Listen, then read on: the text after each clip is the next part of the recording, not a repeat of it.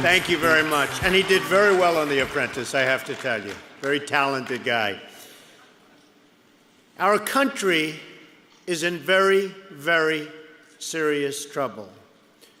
We owe $17 trillion, and we have more than a $1 trillion yearly deficit.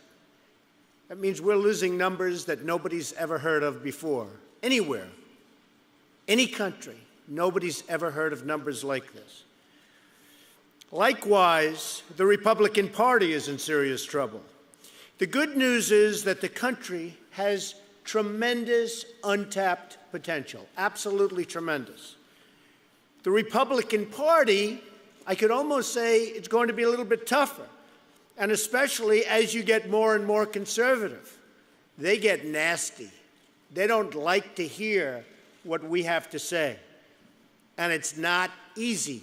We have to get the momentum back, and we have to get it back quickly before it's too late, before we waste that incredible potential that we still have. We have to get it back. Now, the president is given, sadly, unprecedented media protection. It's incredible. When you see what's going on, it's absolutely incredible. With the Republicans, especially as you get more and more conservative in your thinking and your thought, it's really just the opposite. As Republicans, if you think you're going to change very substantially for the worse Medicare, Medicaid, and Social Security in any substantial way, and at the same time you think you're going to win elections, it just really is not going to happen. The way we solve our problem, because polls have come out, even the Tea Party, which I love so dearly, 78% of the people said, leave my Medicare, my Medicaid, my Social Security alone. That's the Tea Party. So what we have to do, and the way we solve our problems, is to build a great economy. We don't have a great economy right now. China has, other people have, other countries have. We don't have we don't make things anymore. We were great manufacturers. We don't make anything anymore. We buy from other countries, not only China, all over the world, we buy. We have to rebuild our economy, and we have to do it again. We have to make America strong again and make America great again. Thank you. Now, this is a hard one, because when it comes to immigration, you know that the 11 million illegals, even if given the right to vote, you're going to have to do what's right. But the fact is, 11 million people will be voting Democratic. You can be out front. You can be the spearhead. You can do whatever you want to do. But every one of those 11 million people will be voting Democratic. It's just the way it works. And you have to be very, very careful, because you could say that to a certain extent, the odds aren't looking so great right now for Republicans that you're on a suicide mission. You're just not going to get those votes. Now, I say to myself, why aren't we letting people in from Europe? I have many friends, many friends, and nobody wants to talk this, nobody wants to say it, but I have many friends from Europe. They want to come in. People I know, tremendous people, hardworking people. They can't come in. I know people whose sons went to Harvard, top in their class, went to the Wharton School of Finance, great students. They happen to be a citizen of a foreign country. They learn, they take all of our knowledge, and they can't work in this country. We throw them out. We educate them. We make them really good. They go home. They can't stay here, so they work from their country, and they work very effectively against us. Now, how stupid is that? Top in your class at Harvard, and you get thrown out of the country. So something has to happen. You've been reading about the White House tour. Now, I suggested that, actually Newt Gingrich suggested it for me. I thought it was very nice of him to do. I didn't know anything about it, but he volunteered for me that I would pay for it for the entire year. I said that's okay. Somebody told me, well, it was very nice of Newt. He's a friend of mine. And he's a member of a great club right down the road that I happen to own, so I love Newt. Anybody who's a member of my club, I love. Maybe President Obama should join one of my clubs. I would love him. But that's a sad thing. Now, I understand it's going to be reinstituted, but I would certainly be willing to do it. I'll give you something that's small, but it's emblematic. A couple of years ago, I saw a major state dinner, and it was in a tent on the White House lawn. A bad tent, probably a tent that the guy who owns the tent made a fortune, probably rented it for one night for more than it cost him. And I said to myself, you know, here's China in a tent. And I called up the White House, somebody I know very well, very high position, and I said, look, I will offer, free of charge, to build the most beautiful ballroom there is in the country, anywhere. I will do it. It'll cost anywhere from $50 to $100 million. I will do it. You can get the greatest architects. You'll make it perfectly sympathetic with the White House and the architecture. It'll be fabulous. They said, thank you very much. Wow, what an offer. We never heard from them. That's the problem with the country. That's a small thing, but that's the problem with the country. And that's what happens. You don't hear from people.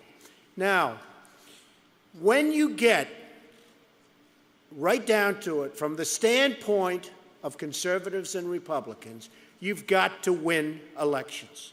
When you have people that are well-meaning, but governors saying it's the stupid party, and I heard that statement, I said, what a horrible statement to make. What a horrible statement. Because that's a statement that's going to come back and haunt you when the Democrats start using it. And you have to change that, and you have to change that thinking. Or when I have somebody and I watch somebody who spends $400 million on campaigns with perhaps the worst ads I've ever seen. I mean, they did ads on Obama that I thought it was being paid for by the Obama campaign. They were so incredible. You remember the famous superhero ad? Well, people want a superhero. They made Obama, and it was great. I said, what a great ad Obama did. And then I said, oh, wow, that was done by the Republicans. So when you spend $400 million and it's a failure and you don't have one victory, you know there's something seriously, seriously wrong. Now, I've made over $8 billion. In fact, when I was thinking of running, I actually filed my financial statement. A lot of people were actually surprised. But more than that, I've employed tens of thousands of people. And yet I'm continually criticized by total lightweights all over the place. It's unbelievable. No, it really is unbelievable. I mean, you see these guys. You see these guys on television. They can't buy a clean shirt, and they're saying, Donald Trump, he's nothing.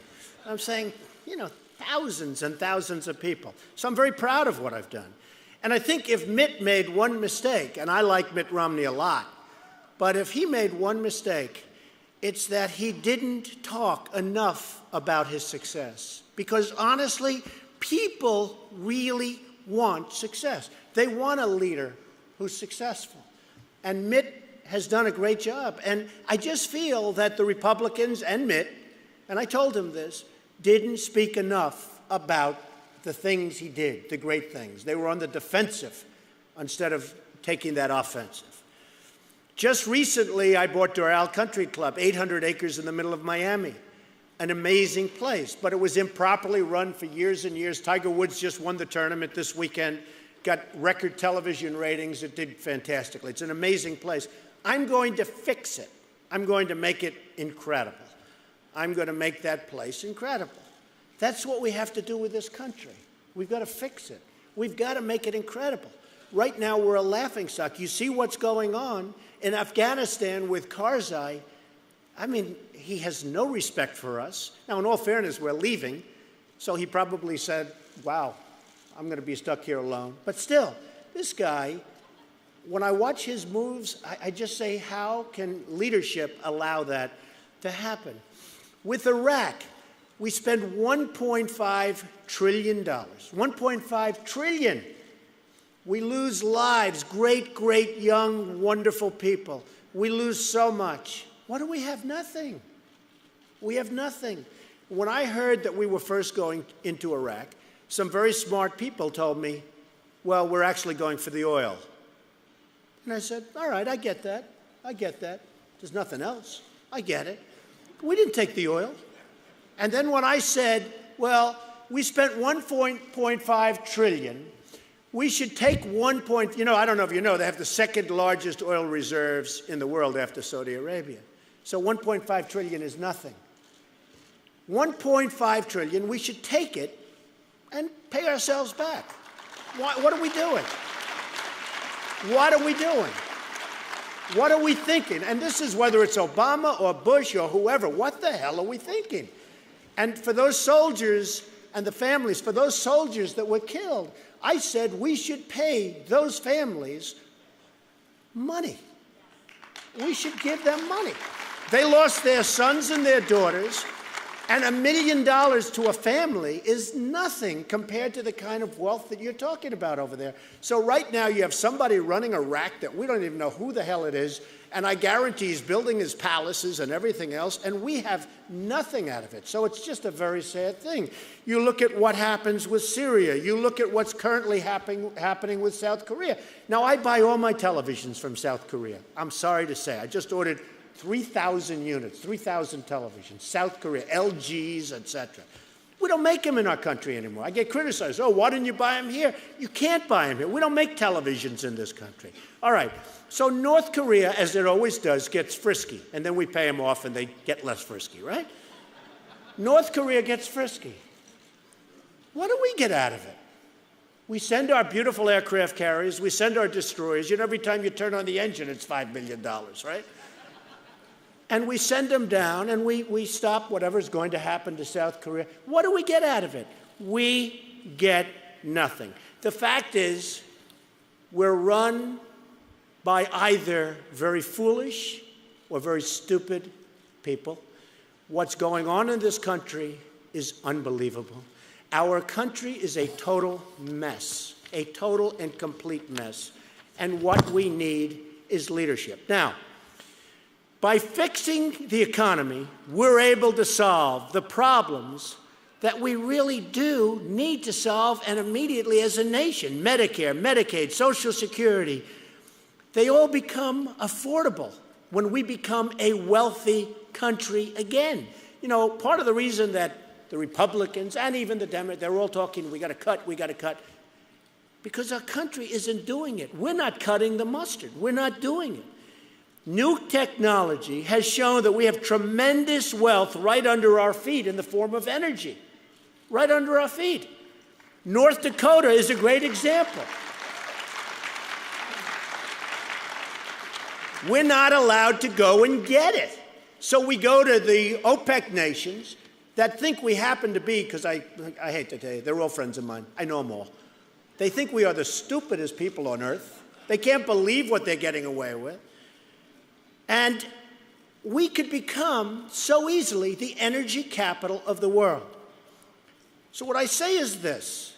We have to start building things. We have to start manufacturing, not just taking care of people, not just taking care in terms of health care.